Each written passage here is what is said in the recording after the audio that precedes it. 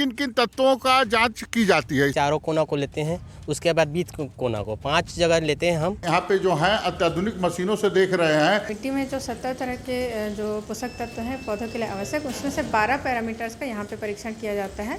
उसकी वृद्धि और विकास के लिए सब बहुत ज़रूरी है, तो उसकी कमी होने से पौधे की वृद्धि कम हो जाती है। हो रही जानकारियाँ आ रही हैं कि नाइट्रोजन की कमी हो रही है। इस विभिन्न प्रकार के जो बीमारियां हैं, जैसे कि क्लोरोसिस, पत्तियों में पीलापन पड़ना। महासमुंद जिले में खरीफ फसल की तैयारियां मानसून आते ही चालू हो गई है। विभागों द्वारा भी, किसानों द्वारा भी अपने खेतों को धान लेने के लिए और जो भी फसल लेते हैं उसकी तैयारियां की जा रही हैं। इस समय हम महासमुंद जिले में एक खेत में मौजूद है। हमारे साथ मिट्टी परीक्षण अधिकारी मौजूद हैं और यहाँ काफ़ी चौंकाने वाला तथ्य सामने आ रहा है कि मिट्टी में काफ़ी ज़्यादा पोषक तत्वों की कमी पाई जा रही है। तो अब हम आपको बताने जा रहे हैं कि मिट्टी परीक्षण कैसे किया जाता है, किन किन तत्वों को किया जाता है और कैसे ली जाती है मिट्टी। अब हम ये आपको बताने जा रहे हैं। जी, सबसे पहले तो आप अपना नाम बताएंगे। सर, मेरा नाम दिलीप सिंह दीवान है सर। किस पद पे हैं आप? मैं एसडीओ हूँ सर। सर, ये जो मिट्टी ले रहे हैं, किन किन तत्वों का जांच की जाती है? इसमें कैसे मिट्टी परीक्षण के लिए लिया जाता है? सर, सबसे पहले तो हम एक खेत में जाते हैं, खेत के चारों कोना को लेते हैं, उसके बाद बीच कोना को 5 जगह लेते हैं हम। उसके बाद पाँचों कोना को मिला के एक मिट्टी ट्रे में रख देते हैं या तो पानी थी में रखते हैं। उसके बाद 4 टुकड़ा करके 2 टुकड़ा को हम थैला में उठाते हैं। उस थैला को आरओ के माध्यम से हमारा लैब में लाते हैं सर। उसमें हमारा मिट्टी में 12 तत्व पाए जाते हैं सर। उसमें नाइट्रोजन है, फास्फोरस है, पोटेशियम है, कैल्शियम है, पीएच है, ओएसी है, यूएसी है। ये 12 तत्व पाए जाते हैं सर उसमें। पूरे जिले में आप कैसे, मतलब किस माध्यम से मंगा के प्रयोगशाला में इसका आप जांच करते हैं? ये वरिष्ठ किसी भी का सर अधिकारी के माध्यम ब्लॉक में रहते हैं, उसमें ग्रामीण किसी भी स्तर अधिकारी के माध्यम से हमारे ऑफिस में लाते हैं सर। तो आपने देख लिया कि जो महासमुंद में काफ़ी ज़्यादा मिट्टी में पोषक तत्व नाइट्रोजन की कमी पाई जा रही है, इसकी जांच कैसे होती है। अब हम लैब चलते हैं, इन मिट्टियों की जांच कैसे करते हैं, किन किन चीज़ों का करते हैं। हमने आपको अभी दिखाया कि खेतों से मिट्टी कैसे निकाल ली जाती है और कैसे उसका जांच किया जाता है। अब हम इस प्रयोगशाला में आ गए हैं। इस प्रयोगशाला में अत्याधुनिक तरीक़ों से इस मिट्टी का परीक्षण किया जा रहा है कि इसमें किन किन चीज़ों की कमी पाई जाती है। अभी हम यहाँ पे जो हैं अत्याधुनिक मशीनों से देख रहे हैं, जिले भर से जो कलेक्ट किए गए हैं मिट्टी के परीक्षण से नमूने, उसको यहाँ पे जांच किया जा रहा है। आइए, हमारे साथ यहाँ पे परीक्षण अधिकारी हैं जो मिट्टी परीक्षण करते हैं। जी मैम, सबसे पहले तो आप अपना नाम बताएंगे। नमस्कार, मेरा नाम योगिता चंद्राकर है। मैं सहायक मिट्टी परीक्षण अधिकारी के तौर पर पदस्थ हूँ। महासमुंद जिले में जो मिट्टी परीक्षण की जा रही है, किन किन मतलब चीज़ों की जा रही है और इसमें क्या कमी पाई जा रही है? जो मिट्टी में जो 70 तरह के जो पोषक तत्व हैं पौधों के लिए आवश्यक, उसमें से 12 पैरामीटर्स का यहाँ पे परीक्षण किया जाता है। और महासमुंद जिले की मिट्टी में जो नाइट्रोजन पोषक तत्व है उसकी कमी पाई जा रही है। तो इस कमी के पीछे कारण क्या है? इसके पीछे सबसे बड़ा कारण है जो अनुशंसित मात्रा में जो उर्वरकों का उपयोग होना चाहिए, उससे वो ना करके जो किसान जो है वो बहुत ज़्यादा रासायनिक उर्वरकों का उपयोग कर रहे हैं।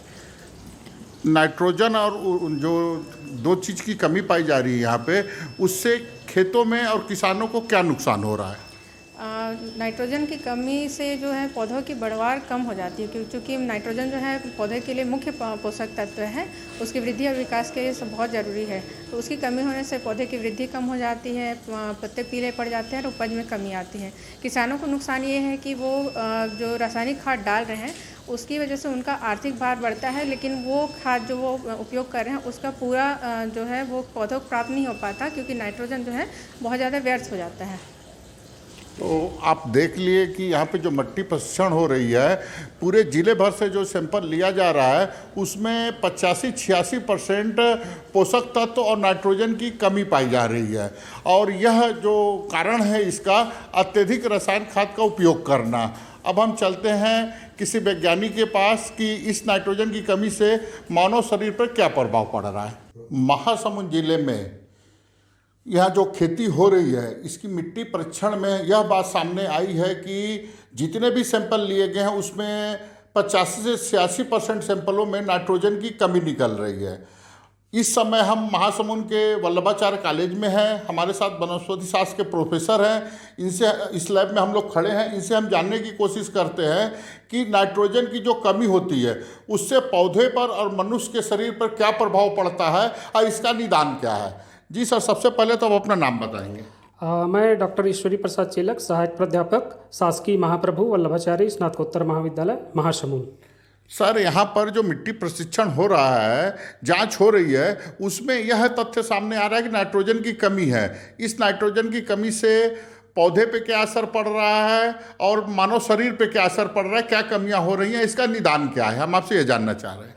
जो परिणाम अभी आप लोगों ने बताए हैं और लगातार हो रही जानकारियाँ आ रही हैं कि नाइट्रोजन की कमी हो रही है, तो वर्तमान परिवेश में जिस प्रकार से हम रासायनिक उपयोग लगातार कर रहे हैं उससे हमारी उर्वरता लगातार कम हो रही है, नाइट्रोजन की कमी हो रही है। और नाइट्रोजन की कमी से मुख्य रूप से देखा जाए तो सबसे प्रथम जो हमारे पौधे हैं, हमारे जो क्रॉप्स हैं, फसल हैं, वह प्रभावित होता है। और फसल में लगने वाली फल जिस प्रकार से परिपक्व होना चाहिए वह नहीं हो पाती, और जिसके कारण उस फसलों में जो है इस विभिन्न प्रकार के जो बीमारियां हैं, जैसे कि क्लोरोसिस, पत्तियों में पीलापन पड़ना, और जो है फसल का पत्तियों का झड़ जाना, फ्रूट का झड़ जाना, और उत्पादन में भी लगातार कमी हो जाती है। और इस प्रकार से जो उत्पादन होने वाले जो फ्रूट्स है, सीड्स है, फल है, उसका उपयोग अगर मानव जीवन में किया जाए तो मानव जीवन को आवश्यक जो प्रोटीन्स है, मिनरल्स है, वह नहीं मिल पाता। तो इस प्रकार से मानव जो है मानव को आवश्यक जो मिनरल न्यूट्रिएंट्स है वह नहीं हो पाती, और जिसके कमी से मानव को अलग अलग प्रकार की समस्याएं उत्पन्न हो सकती है। इसका निदान क्या है?